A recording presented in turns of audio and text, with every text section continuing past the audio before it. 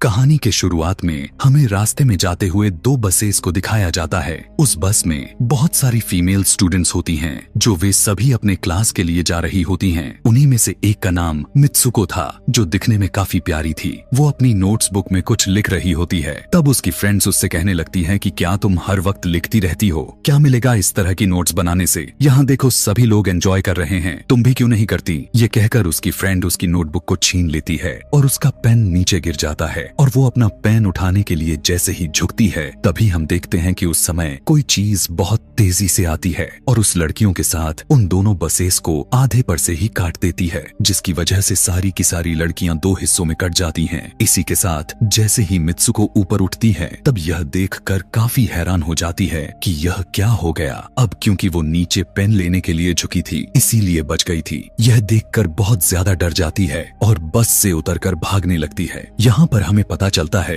कि इन सभी को काटने वाली चीज कुछ और नहीं बल्कि हवा ही थी, जो सभी को काट रही थी। यह हवा अब मित्सुको के पीछे भी पड़ जाती है। यह देखते हुए मित्सुको चिल्लाते हुए काफी तेजी से भागने लगती है। भागते समय उसे आगे चार लड़कियां और भी दिखाई देती हैं और वो उन्हें झुकने के लिए कहती हैं, लेकिन काफी देर हो चुकी थी। वो हवा उन्हें भी आधे पर से काट कर चली जाती है। लेकिन उनमें से मित्सुको एक लड़की को बचा लिया था कि तभी इन्हें कुछ साइकिलिंग करते हुए लड़कियां नजर आती हैं, जो कहीं पर जा रही थीं। उन्हें भी ये बचाने की कोशिश करती हैं, लेकिन वो हवा उनके साथ भी वही करता है जो अभी इनके दोस्तों के साथ हुआ। और इसी दौरान वो लड़की भी मारी जाती है, जिसे अभी उस अदृश्य चीज से बचाया था। अब वो यह देखकर काफी डर जाती है और वो इधर उधर भागने लगती है। आगे हम देखते हैं कि मित्सुको जब एक नदी के पास जाती है, तो वो यह देखकर हैरान हो जाती है कि उस नदी में भी पहले से बहुत सारी डेड बॉडीज पड़े हुए थे, जिसने हवा ने यानी उस अदृश्य चीज ने काट दिया था। वहाँ से वो एक डेड बॉडी के कपड़े लेकर चेंज कर लेती है।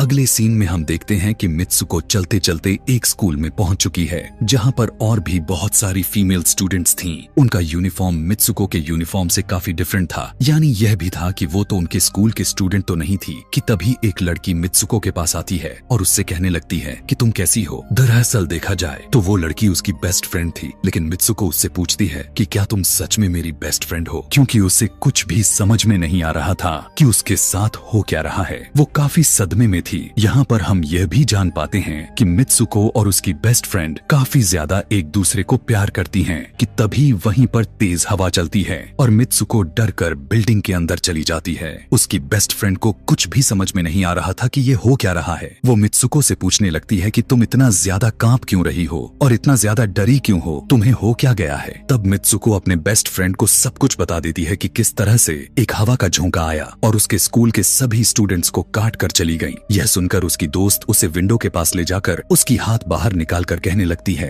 कि ये देखो, ये बस हवा है और कुछ नहीं। यहाँ पर मित्सुको के दिल को कुछ शांति मिलती है और इसे लगने लगता है कि शायद ये मेरा ख्वाब ही हो सकता है। जिसके बाद मित्सुको का बेस्ट फ्रेंड अपने दो और दोस्तों को लेती है और क्लास को बंद करने का प्लान बनाती है। जैसे ही ये चारों क्लास के बाहर जाने के लिए निकलने ही वाली होती हैं कि तभी वहाँ पर उनकी टीचर आ जाती हैं और उन्हें देख लेती हैं, लेकिन वो चारों वहाँ से भाग जाती हैं। वे चारों भागते भागते एक लेक पर आ जाती हैं। वहाँ पर मित्सुको की बेस्ट फ्रेंड अपने दोनों दोस्तों को भी उसके ख्वाब के बारे में बताती है। तभी उनमें से एक लड़की कहती है कि हो सकता है कि यह सच हो। जैसे मिरर वर्ल्ड होती है, जहाँ पर इस दुनिया से ऑपोजिट यानी उल्टा होता है। यह कहकर वो तालाब में एक पत्थर फेंक कर कहने लगती है कि देखो, यहाँ पर मैंने तो पत्थर फेंका है, लेकिन हो सकता है कि दूसरी दुनिया में मैंने ऐसा ना किया हो। कि तभी अचानक से उस तालाब में से एक क्रोकोडाइल निकल कर आता है, उसमें से एक लड़की को खा जाता है। फिर वो लड़की कहने लगती है कि देखो, मैंने कहा था ना, जो इस दुनिया में होता है वो उस दुनिया में बिल्कुल भी नहीं होता, और जो उस दुनिया में हो रहा है वो इस दुनिया में नहीं हो सकता। तो इसको भी उसी दुनिया में मगरमच्छ ने खाया है। और यहाँ पर ये देखो, ये तो बिल्कुल सेफ है। उसी लेक के पास एक बिस्तर यानी एक बेड नजर आता है। ये चारों उस बेड से तकिए को उठाकर खेलने लगती हैं कि तभी हम देखते हैं दूर से दो लड़कियां इन्हें देख रही थीं। उन दोनों लड़कियों में से एक ब्राइडल बनी हुई थी, क्योंकि ये दोनों लड़कियां आपस में एक दूसरे से शादी कर ली थीं। जिसके बाद उनमें से एक फ्रेंड बताती है कि हमें कुछ ऐसा करना होगा जो उस दुनिया में इम्पॉसिबल हो, क्योंकि हमारे किस्मत तो पहले से लिखी जा चुकी है, लेकिन हम इसे बदल भी सकते हैं। जिसके बाद ये सभी लड़कियां अपने स्कूल में वापस आती हैं और नेक्स्ट लेक्चर लेने के लिए क्लास में चली जाती हैं कि तभी मित्सुको देखती है उसके पास एक तकिया पड़ा हुआ है। अब जैसे ही वो इस तकिए को उठाने के लिए नीचे झुकती है कि तभी उसकी टीचर पूरे क्लास में गन से फायर करने लगती है और जैसे ही मित्सुको उस तकिए को उठाकर ऊपर देखती है तो उसके क्लास के सभी लड़कियां मारी जा चुकी होती हैं और यहाँ पर एक बार फिर वो बच जाती है जैसे पिछली बार अपने ड्रीम्स में बच गई थी। मित्सुको की टीचर उसके पास आकर कहती है कि तुम्हारी हिम्मत कैसे हो गई, इस क्लास को बंद करने की, तुम्हारा भी मरना तय है। कि तभी उसी वक्त दो लड़कियां और आ जाती हैं और मित्सुको को बचाकर वहाँ से भागने की कोशिश करती हैं, लेकिन एक दूसरी टीचर वहाँ पर आकर उन दोनों लड़कियों को मौत के घाट उतार देती है। अब जितने भी स्टूडेंट्स की जान बच गई थी, मित्सुको उनके साथ बाहर भागने लगती हैं, लेकिन स्कूल की सभी टीचर्स उन सभी लड़कियों पर फायरिंग करने लग जाती हैं। अब यहाँ पर फायरिंग के दौरान सभी लड़कियां जैसे ही वहाँ से बाहर आती हैं तो यहाँ पर हवा उन्हें काट देती है। यहाँ पर अब मित्सुको यहाँ पर एक बार फिर से अकेली रह जाती है और वो वहाँ से भागकर क्राउड एरिया से होता हुआ पुलिस स्टेशन में जाती है। वो वहाँ पर सब कुछ बताने लगती है। उसकी यह बात सुनने के बाद पुलिस वाली लड़की उससे कहती है कि लेकिन तुमने स्कूल वाली कपड़े तो नहीं पहने हुए हैं। और जब वो उसके सामने एक मिरर को रखती है तब मित्सुको उस मिरर में देखती है कि वो तो एकदम से बदल गई होती है और लोग उसे मित्सुको के नाम से नहीं बल्कि उसे किसी और नाम से बुला रहे थे। यहाँ पर हमें पता चलता है कि उसकी शादी होने वाली थी। तब वही पुलिस ऑफिसर उसे उसकी शादी के लिए लेकर जाती है। यह देखकर आसपास के लोग उसे कॉन्ग्रेचुलेशंस दे रहे थे। अब जैसे ही वे सभी उसे लेकर चर्च पहुँचते हैं तो मित्सुको को बेस्ट फ्रेंड भी वहीं पर मौजूद होती है। मित्सुको उससे पूछने लगती है कि यह सब मेरे साथ क्या हो रहा है। तब उसकी दोस्त उससे कहती है कि अभी खामोश रहो, हम अभी किसी के कंट्रोल में हैं, बस जैसा मैं कहूँ तो तुम वैसा ही करो। और यह कहते हुए वो उसका वेडिंग ड्रेस पहनाती है और उसे वहाँ जाने के लिए कहती है। अब जैसे ही वो अपनी मैरिज सेरेमनी के लिए आगे बढ़ती है तो वहाँ की सभी लड़कियाँ उसका मजाक उड़ाने लगती हैं। यह देखकर उसकी बेस्ट फ्रेंड एक एक करके सभी को मारना शुरू कर देती है। जिसके बाद जैसे ही मित्सुको आगे बढ़ती है तो उसके ग्रूम की जगह एक ताबूत खड़ा हुआ नजर आता है।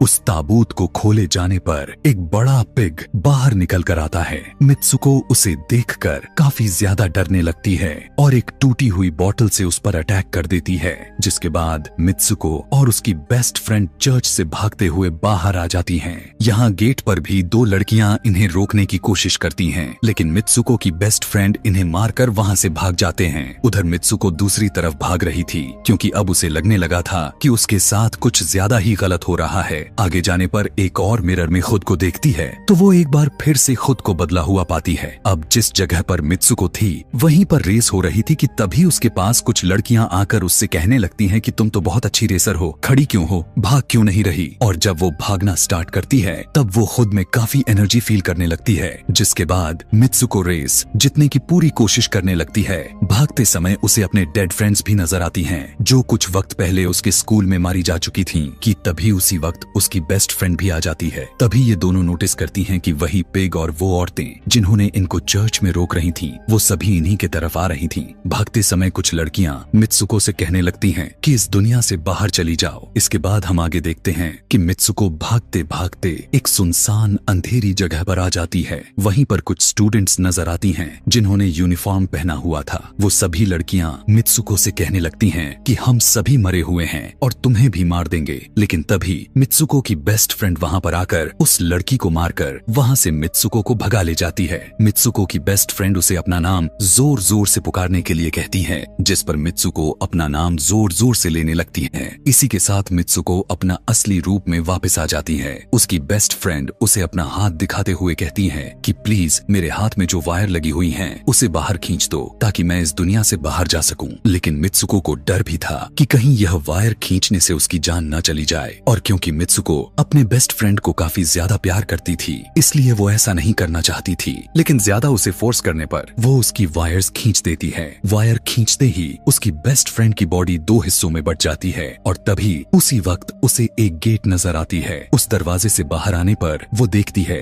कि अब वो आदमियों की दुनिया में आ चुकी है। वहीं पर उसके पोस्टर्स भी लगे हुए थे। जिस पोस्टर को कुछ लड़के देख रहे थे तभी एक लड़का मित्सुको के पास आकर कहता है कि तुम फ्यूचर में हो। इस बात को सुनते ही वो बेहोश हो जाती है। कुछ टाइम के बाद जब उसे होश आता है तब वो आगे बढ़ती है। तब वो देखती है कि एक बूढ़ा आदमी गेम खेल रहा होता है और उसी गेम में मित्सुको वही कैरेक्टर नजर आती है जो अभी बनी हुई है। मित्सुको को देखते ही बूढ़ा आदमी कहने लगता है कि मैंने ही इस गेम को बनाया है और मैं ही हूँ जो तुम लोगों को कंट्रोल कर रहा हूँ। तुम तो बहुत पहले मारी जा चुकी थी, लेकिन मैंने तुम्हारा डीएनए लेकर तुम्हें फिर से बनाया। मित्सुको को जब यह बात सुनकर उसे पता चल जाता है कि यह एक गेम है तो उसे लगता है कि शायद मैं अभी भी अपने दुनिया में जा सकती हूँ कि तभी उसी समय एक आदमी आता है और मित्सुको को अपने पास बुलाने लगता है। तब वो बूढ़ा आदमी मित्सुको से उसकी आखिरी लेवल को कंप्लीट करने के लिए कहता है। वो आगे बढ़ने लगती है कि तभी मित्सुको को अपने दोस्त की कही हुई बात याद आ जाती है